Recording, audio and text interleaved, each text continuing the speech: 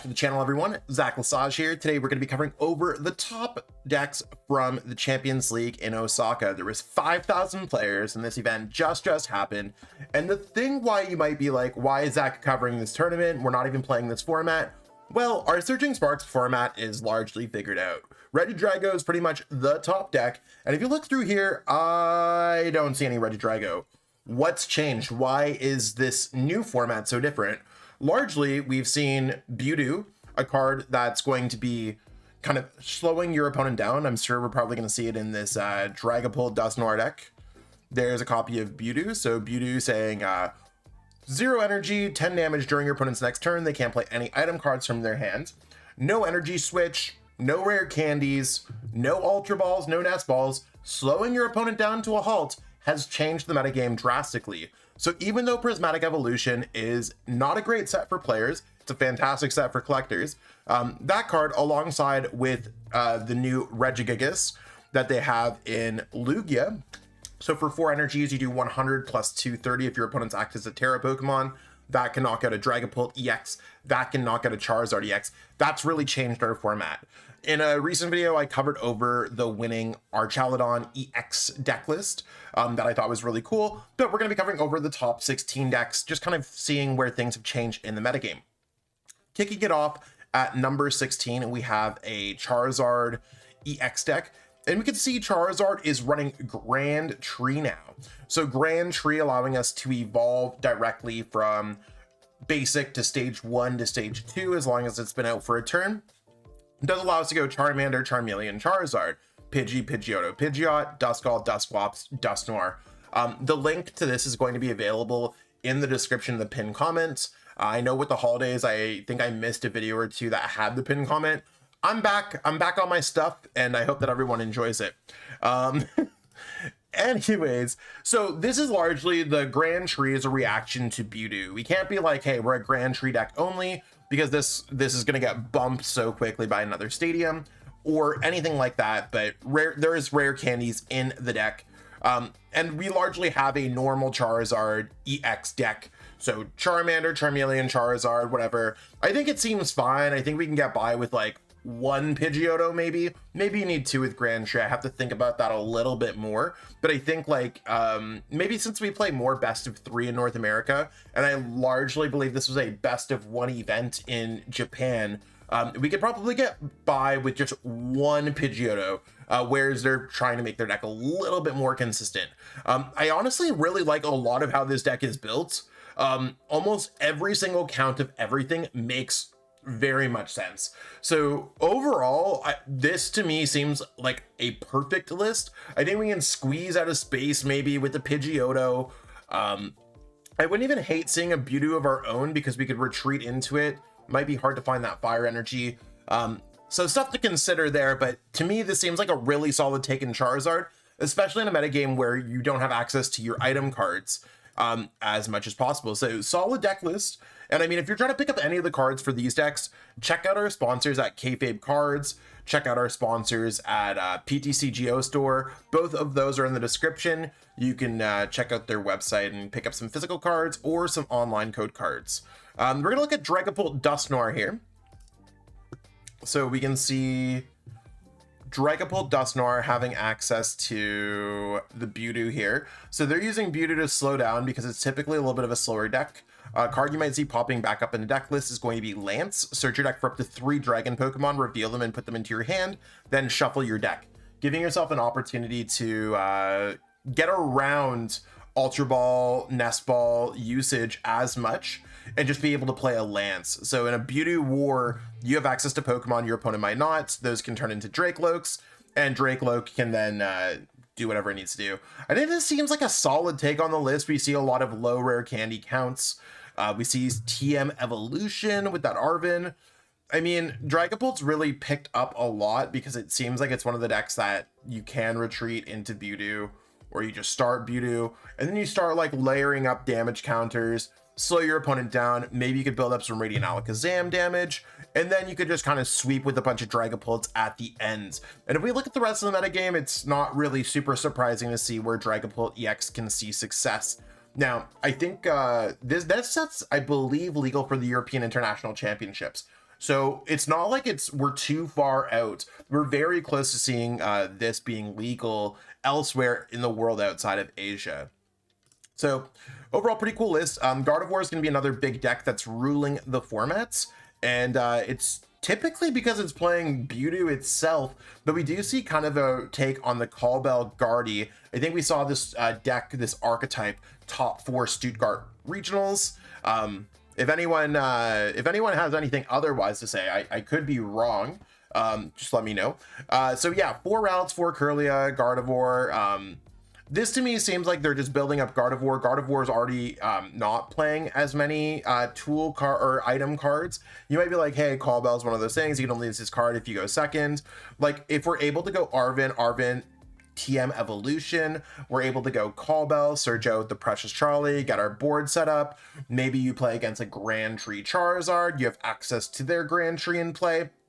We got our basic Pokemon out. We evolved them, and I mean, I think it seems like a good use. And any extra item cards, if we don't want to discard any energies, we can get away with discarding with Refinement. So we also want to make sure that our decks are consistent enough. So there's a reason why there's cards like Kirlia and Dracloak, these stage 2 Pokemon EX decks that are actually seeing success. I think it's a really cool take on the archetype. I like it. And I think that I want to consult with the Gardevoir, the gurus, the Benny Billinger, Henry Chow, Michael Davidson, Josh Frink kind of group of Guardy players, because I think they know what they're doing when it comes to the deck. And I want to be like, is Callbell Guardy good in this format? Because I also want to update everyone for our top 10 best decks coming up soon. So Gardevoir, solid take. I think we might see some more takes on Gardevoir. We see another Dragapult Dusknoir deck here. This one running double Mewtwo. This one running triple Lance. So we see some similarities, maybe some differences. Nothing super out of the norm when it comes down to it. I think a lot of these lists are very similar. I think I like double Mewtwo, so you have a higher chance of starting it.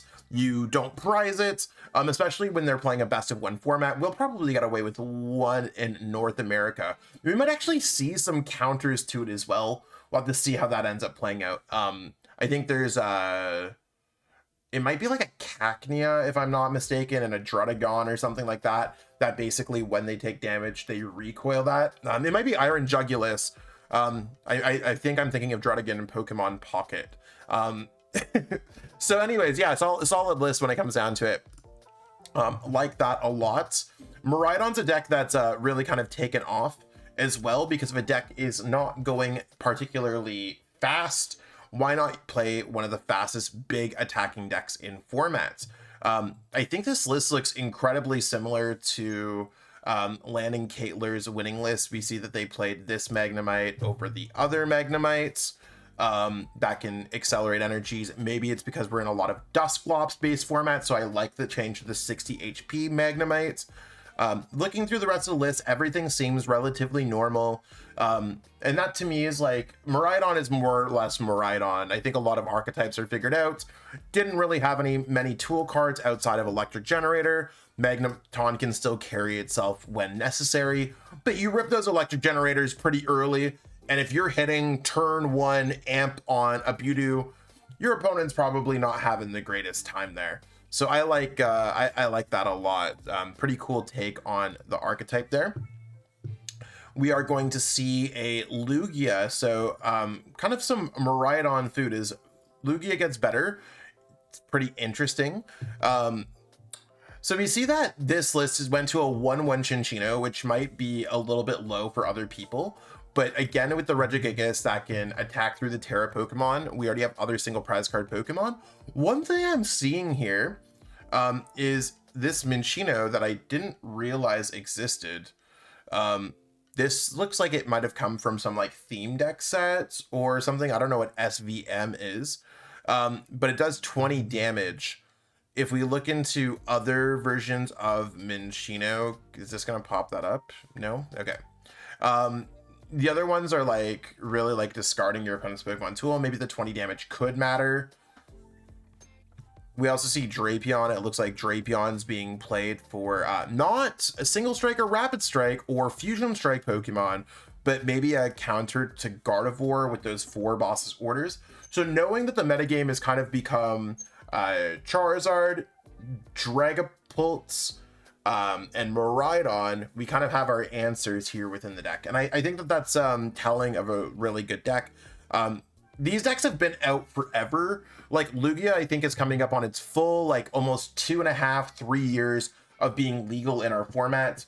If you like, I think like there's enough kind of resources to have a list like this. So this is why all the lists are just super well figured out. No comments on there. I mean, we'll have to see. We do see a Duraludon deck. Now, Duraludon ended up winning the entire tournament. This one played a Relicanth, and it plays 4 Jamming Towers. I guess they were expecting a lot of Pokemon tool cards. Just to kind of recap, like, the tool cards that were played. This had 4 Sealstone. That's cool. This had Sparkling Crystal and 4 Sealstone and TM Evo. So definitely useful there. Bravery Charms, TM Evo. Miraidon playing Rescue Board, Bravery Charm, 4 Sealstone. So a lot of 4 Sealstone, playing a lot of the typical decks there going back into this list.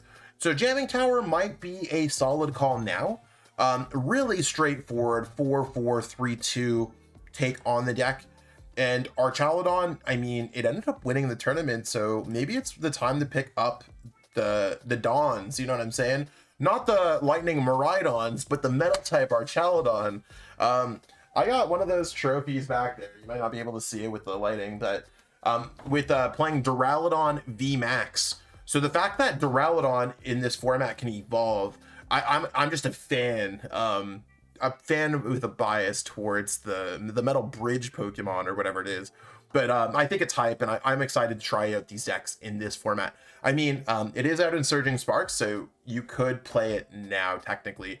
And it does pretty well against Dragapult or Regidrago as well. So we see the Archetypes there. Cool. Pretty cool list. We're going to see another Miraidon list here.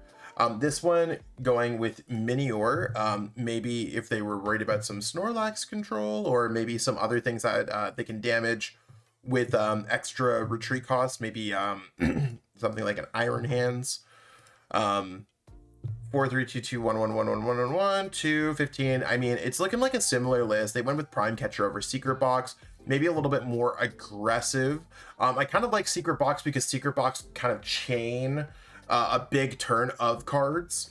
So I like that build. They did go with the Magnetic Charge Magnemite. I actually dislike this one in this format, even though it's slightly better with Magnetic Charge. I just don't think it's as good as a card because of all the Dusclops that we've seen played around. So I probably played the other list over this one, but I mean, Miraidon is really like, when it works, it works. We see a Ceruledge deck. Ceruledge playing Budew and Monkey Dory. So you can use Monkey Dory to move damage counters, because we're just trying to discard energies with Abyssal Flames. So definitely a bit of a hot tech, and if you're able to kind of move some damage counters from your Pokemon to your opponent's Pokemon, if you get into a Budew war, Monkey Dory is probably hotter than it has been. And Budew being able to place damage counters, I don't know how good Ceruledge actually is. It's definitely one of those decks that have evaded me. 1-2, like there's some funky like 3-2 1-2 line. So, and Secret Box, I don't know if Secret Box is the best way to be playing this deck. I actually have to think about this one. It's like one of those ones where it's like, I haven't tried this deck out. It definitely looks funky. Is it funky bad or funky good, right? Like, someone had to be the first person to try blue cheese and be like, yeah, I like the mold in the cheese. I like the blue spots. And I mean, I feel like it's one of those things where I'm like, someone had to be the first one to be like, I'm going to run a 1-2 Palkia line with Monkey Dory, Budew, and Ceruledge. And I mean, I think it's decks like this that often are like, was this the element of surprise? Is there something cooking there?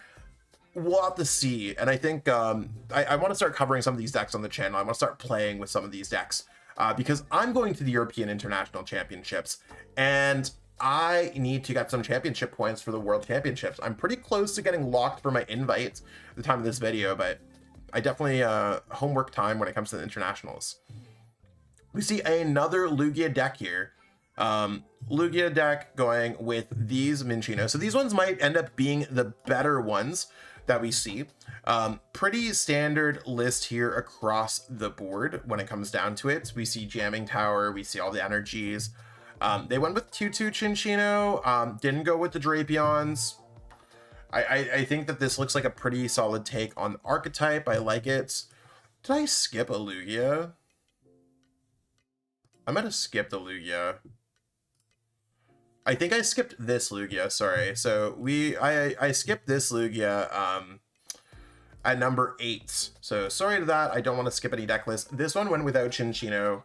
They also played the Drapion. So I thought that that's kind of cool across the board. And I guess that gives them a little bit more space. I mean, largely with Dragapult being in the format, if you're like, I'm trying to beat Dragapult and Gardy, I think it does beat Dragapult and Gardy when it comes down to it. So definitely a cool take on the list there. We could probably go back to just pure basics. We're going to see another Dragapult list, this one with Double Beauty, this one with Klefki. I mean, again, I feel like these are all like within 1 to 2 cards difference with each other. So by the time we've seen our 3rd or 4th Dragapult list, I mean, I think they're all the same across the board. We are going to see an Ancient Box list. I feel I've played Ancient Box twice. I've made day 2 with it at the North American International Championships. Most recently, placing around 50th at a Toronto out of 2,000 players. I don't know how I feel about four Great Tusks. Maybe it's better to mill when your opponent's using Beauty to slow you down and you're like lands, claps, lands, claps, lands, claps, lands, claps. It seems fine. I played around with Monkey Dory. I thought that card was cool. Wasn't super, like, I haven't included it since. List-wise, it seems pretty well constructed. Brilliant Blender is basically you play with Great Tusk. Otherwise, you probably want to be playing a Mochi package. In a format without Regidrago, maybe Ancient is the wave. If there's ever a way to make Ancient Box work in a future format, I will look into it. And I think that's one of those things where I will continuously look into it. If we look at some of these matchups, you do pretty well against Dragapult, or you can do well against Dragapult. Maybe the Great Tusk helps out there a lot. There's Gardevoir, there's Miraidon, there's Lugia. Like, there's some answers here. I think I also somehow skipped this. I just skipped a couple decks. I'm so sorry. There's a Ceruledge. We're going to go back. There's this Ceruledge deck. This one seems a little bit normal, and we see Monkey Dory, different lines. We'll see. So we're a little bit all over the place this video. I'm sorry, it's been a minute since the holidays. But I'm well refreshed and relaxed here when it comes down to it. So I mean, I guess Ceruledge definitely seeing some success there. Then we see a Dragapult Goldango deck list. I honestly don't know how I feel about this. Like, being able to rip some energies out and just getting, I guess, like getting them back with Lana's aid. Sometimes these like mixed decks can do well. This one, I'm like, if we had an energy attached, let's say we have 2 energies prized, we have 3, 6, 8, I guess we could hit for a knockout on something. Setting up some knockouts before Goldango with Phantom Dive sounds pretty cool. I don't know how I feel about Crispin. Crispin, I guess you could attach the Energy Surge for another one in your hand, so that one's like okay, and you could like rip through your deck with coin bonus.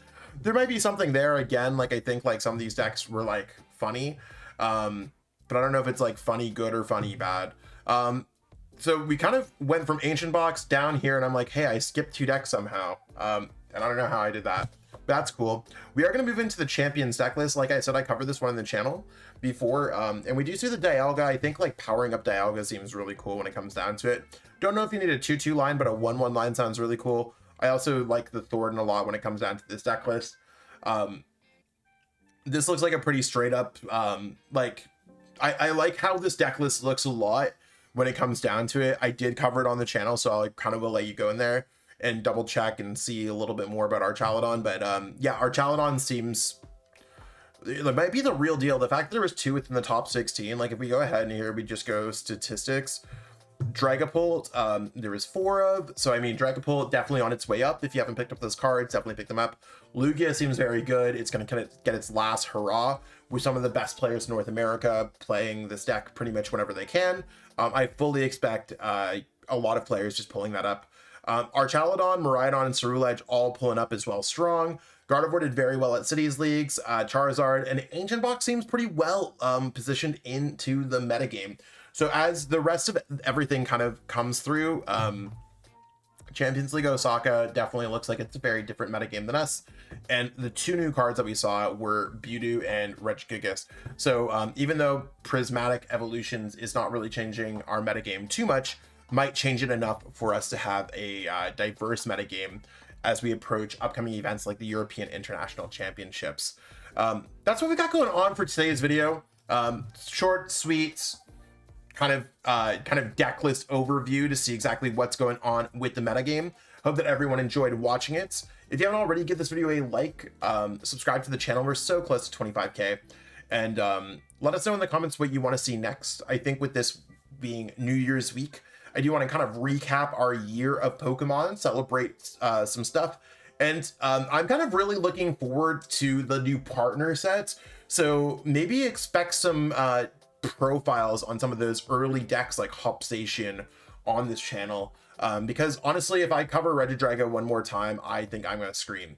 And I think that all y'all are kind of in the same boat. Not to be like the channel's all about views, but I feel like we're kind of some of the content that we're putting out is just not hidden the same because we're covering Lugia for the 50,000th time. I think I'd rather cover be like, this is the new Hopzation deck. This is kind of cool. So if anyone has any suggestions of things that I might have missed or anything that you want to see or anything that you think is going to bring the views to the people, things that are going to get people amped up, let me know in the comments. Until then, I will catch up with all y'all later. Much love, peace out, and have a great one. You made it to the end. Thank you so much for watching this entire video from the Shuffle Squad. Honestly, from the bottom of our hearts, we appreciate each and every person that supports our content, watches what we have going on every single day, every single week, even from time to time, and continuously allows us to have a forum to project our creative content towards the Pokemon TCG community. So if you haven't already, be sure to give this video a like, subscribe to the channel, and even leave a comment to help boost the YouTube algorithm. That being said, we'll catch you with our next video. Thanks again. Take it easy.